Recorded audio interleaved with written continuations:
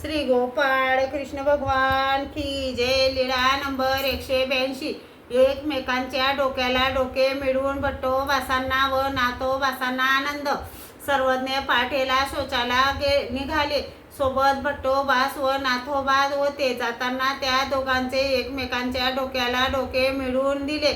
मग सर्वज्ञ शौचाला गेले. परत आल्यावर गुंफेकडे गेले. बाईसांनी विचारले, हा बाबा ते दोघे कुठे आहेत? सर्वज्ञ म्हणाले, बाई ते तेथेच एकमेकांच्या डोक्याला डोके मिळवून खेळत आहेत.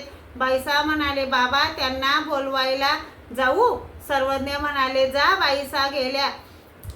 बाईसा गेल्या तेव्हा ते दोघे रामनाथाच्या पश्चिमेकडे एकमेकांच्या डोक्याला डोके मिळवत होते. बाईसा म्हणाल्या, हे काय पोरांनो, बाबा एकटेच गेले आणि तुम्ही दोघे येथे काय करीत आहात? असे म्हटले आणि त्यांना अकृत्रिम आनंद येणे बंद झाले.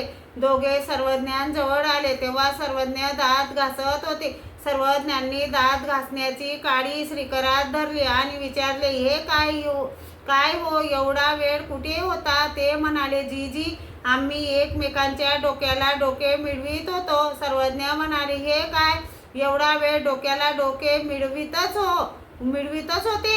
नाही जी, जसे एकमेकांच्या डोक्याला डोके मिळवत होतो तसा आम्हाला आनंद येत होता. श्री गोपाळ कृष्ण भगवान की जय.